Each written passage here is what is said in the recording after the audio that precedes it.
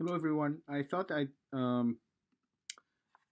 before the end of the year, I thought I'd squeeze in this little something about Arabism, Arab nationalism, and Arabness as a parting gift um, to my Arab nationalists and Arab nationalist friends.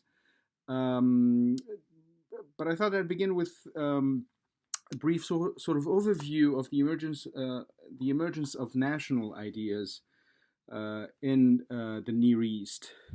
I won't say the Middle East because the nationalist ideas emerged in the Near East, not in the Middle East. And I think the first sort of smatterings of these ideas began with the Ottoman reforms, the Tanzimat, between 1840 to 1860. This was sort of instigated a literary nahda in the Eastern Mediterranean, and I stress a literary nahda, a literary renaissance. And it was mainly in the diaspora, mainly among Christian Arabophones. Um, and this was strictly a movement in the belles lettres. It's called in Arabic Nahda Adabiya, literary Nahda. It was not an Arab nationalist movement. Certainly, the people who instigated this literary revival, Khalil Gibran, Mikhail Naimi in the diaspora, and many others, were not Arab nationalists. If anything, they were Phoenicianists. If you read Gibran's Arabic work and English, namely the Prophet is replete with Phoenicianist imagery. So, if there were any sort of nationalist movements emerging at the time, they were harking back to ancient progenitors, among them the Phoenicians. Uh, but by the early 20th century, early 1920s, the movements, the Pharaonic movement in Egypt, the Phoenicianist movement in Lebanon, um, were being attacked by advocates of a new emerging movement of Arabness or Arab nationalism. Um, and this was strictly between the 1920s and 1930s. But who are those Arabs? Who are the Arab nationalists? What is Arabness? What is Arab nationalism? In Arabic, عروبة قومية عربية وحدة عربية. Uh, they're all referred to generically as Arabism. So how do we define this? Arab nationalists themselves are incapable of giving you a a a clear definition of what is Arabness, what is an Arab. And the reason for that is simple. Ethnic identities, by definition, are notoriously difficult to define. And Arabism, naturally, is not among the easiest. Some of those Arab nationalists have claimed that if you speak Arabic, then you're an Arab. The Arab League argues, and this is a direct quote, an Arab is and you'll see from this quote, you see how difficult and sometimes comical it is to try to come up with a definition of an Arab by Arab nationalists, mind you. So the Arab League says an Arab is a person whose language is Arabic, whatever that means, who lives in an Arabic speaking country, whatever that means. I argue that there are no Arabic speaking countries. So an Arab is a person whose language is Arabic, who lives in an Arabic speaking country, and who is in sympathy with the aspirations of the Arabic speaking people. End quote. What is being in sympathy with the aspirations of the Arabic speaking people? In any case, that's so it's a very loose definition.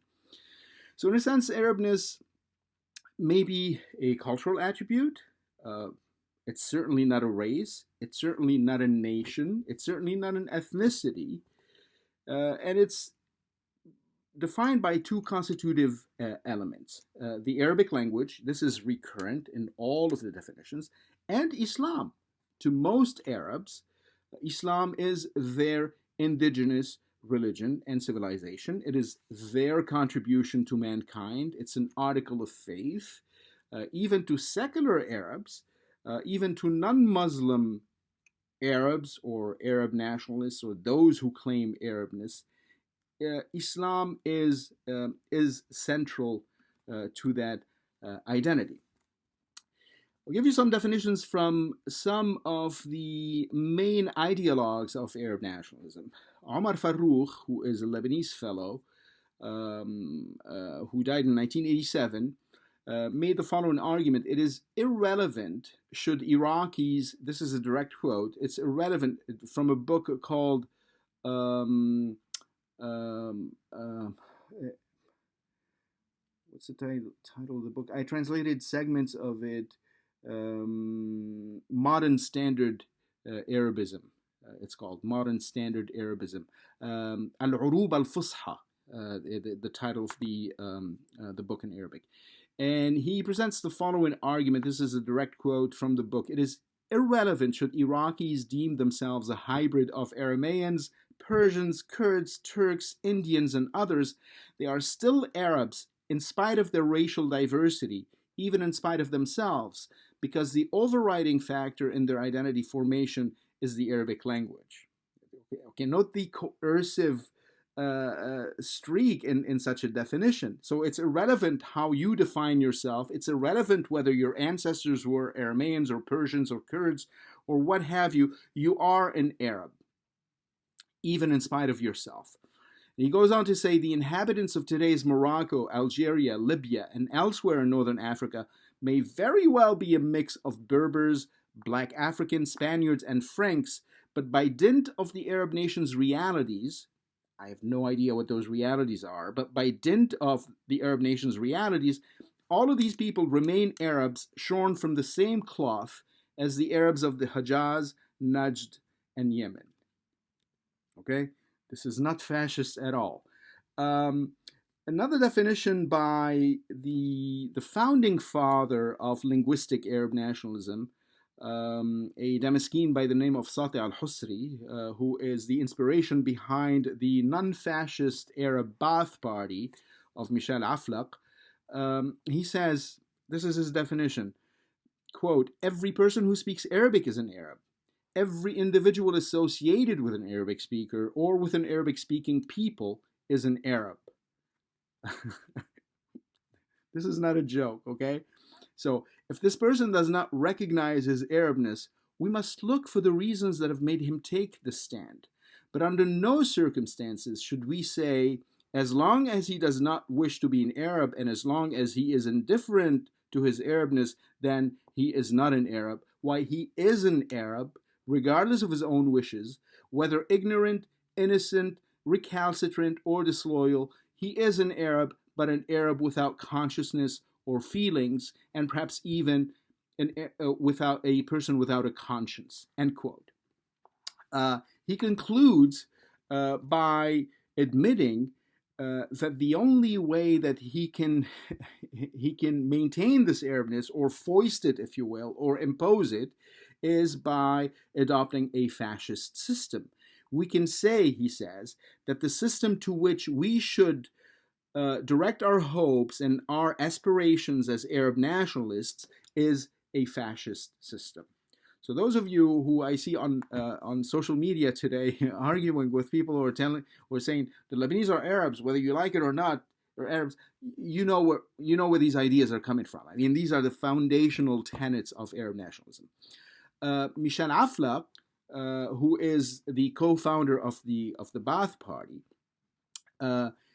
even advocates for violence, committing acts of violence against those who reject their imputed Arabness. He writes in his famous Fi Sabil al-Ba'ath, which is a series of gibberish lectures that he gives, sort of rebel-rousing lectures, Hitler style. He's very eloquent, but you read through his lectures, and it's very disturbing.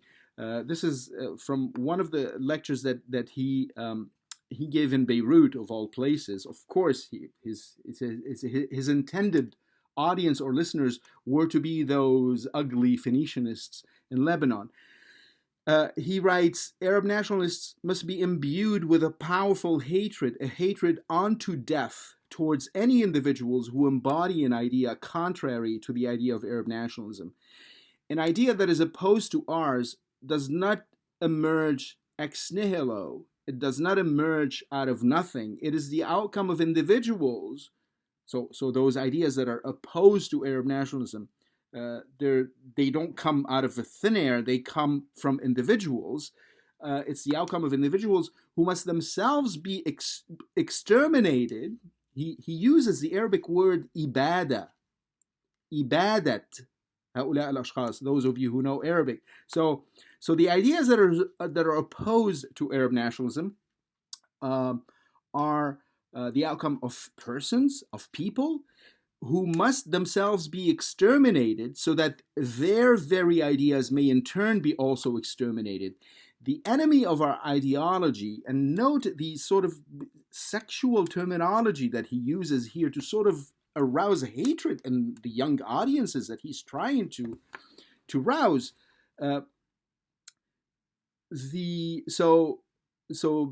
So the ideas opposed to Arab nationalism are the outcome of individuals who must themselves be exterminated so that their very ideas may in turn be also exterminated.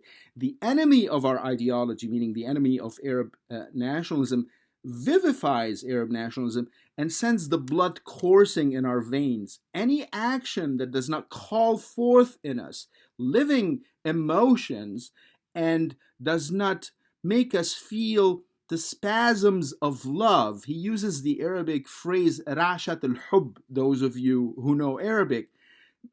Any action that does not call forth in us living emotions and does not make us feel the spasms of love, that any action that does not make our blood race in our veins and our pulse beat faster is ultimately a sterile action.